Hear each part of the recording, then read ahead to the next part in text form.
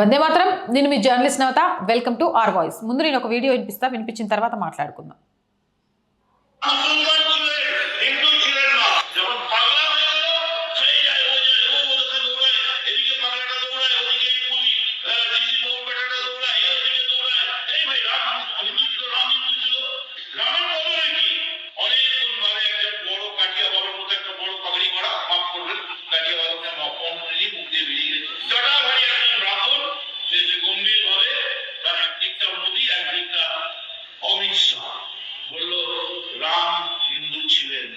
রামের টাইটেল ছিল রাম জেঠমালা। আচ্ছা, রামের টাইটেল ছিল রাম জেঠমালা। এই কোন হিন্দু বিশ্বাস করবে না, আর এইটা বিশ্বাস করে আপনারা ডেইলি করে পুজো দিতে যাবেন, সান্তায় যাবেন। তো আমি ఇలాంటి వాటినే మా ఊళ్ళో ఒళ్ళు బలుపు మాటలు అంటారు. మరి మీ ఊళ్ళో ఏమన్నా అంటే దానికి సంబంధించి కామెంట్ సెక్షన్లో పెట్టండి. ఇది పశ్చిమ బెంగాల్లో తృణమూల్ కాంగ్రెస్ టీఎంసీ ఎమ్మెల్యే మదన్ మిత్రా చేసిన పెను దుమారం రేపుతున్న ఒళ్ళు బలుపు వ్యాఖ్యలు.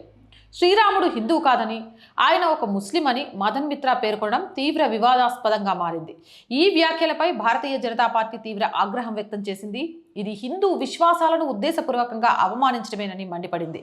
ఓ కార్యక్రమంలో బెంగాలీలో మాట్లాడిన మదన్ మిత్రా బీజేపీకి హిందూ మతంపై ఉన్న అవగాహనను ప్రశ్నించడమే తన ఉద్దేశమని స్పష్టం చేశారు. తాను గతంలో ఢిల్లీలో ఓ బీజేపీ నేతతో మాట్లాడిన సందర్భంగా గుర్తు చేసుకున్నారు. శ్రీరాముడు హిందూ అని నిరూపించండి, ఆయన ఇంటి పేరు ఏంటో చెప్పండి అని తాను సవాల్ విసిరినట్లు తెలిపారు. ఆ ప్రశ్నకు సువేందు అధికారి సహా ఏ బీజేపీ నేత కూడా సమాధానం చెప్పలేకపోయారని అన్నాడు. మదన్ మిత్రా వ్యాఖ్యలను బీజేపీ అధికార ప్రతినిధి ప్రదీప్ భండారీ తీవ్రంగా ఖండించారు. ప్రభు శ్రీరాముడు ముస్లిం అని టీఎంసీ ఎమ్మెల్యే అనడం హిందూ విశ్వాసాలను దారుణంగా అవమానించడమే. టీఎంసీ హిందూ వ్యతిరేక పార్టీ అని మరోసారి నిరూపించుకుంది అని ఆయన విమర్శించారు. అయితే తన వ్యాఖ్యల వల్ల ఎలాంటి రాజకీయ పరిణామాలు వచ్చినా భయపడనని మదన్ మిత్రా స్పష్టం చేశారు. ఈ మాట అంటున్నది నేను, మదన్ మిత్రాను. బీజేపీ నన్ను ఏం చేస్తుంది, నన్ను కొడతారా అంటూ సవాల్ విసిరారు.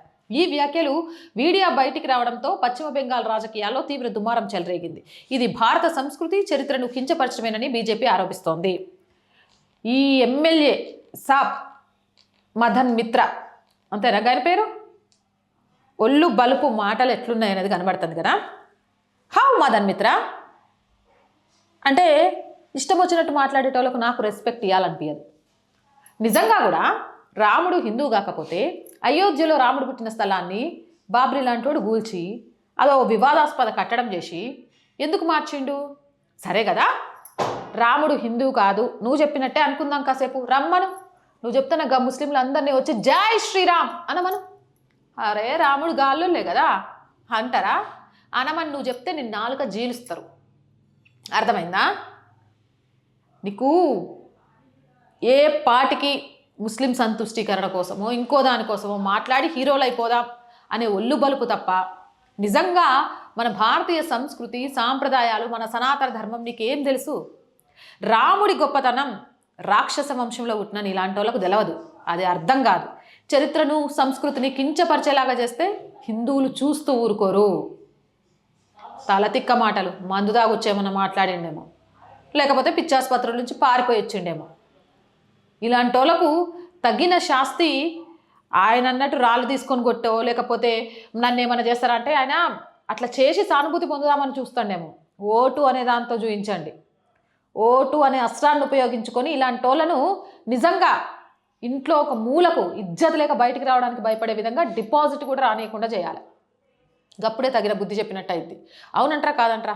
మీ అభిప్రాయం ఏంది? కామెంట్ సెక్షన్లో పెట్టండి. మోర్ వీడియోస్ కోసం ఛానల్ని వెంటనే సబ్స్క్రైబ్ చేయండి. ఆర్ వాయిస్ పొలిటికల్ రెండు మన ఛానల్సే, మర్చిపోకుండా సబ్స్క్రైబ్ చేయండి. కంటెంట్ బాగుంటే లైక్ చేయండి, షేర్ చేయండి. జై హింద్, జై భారత్.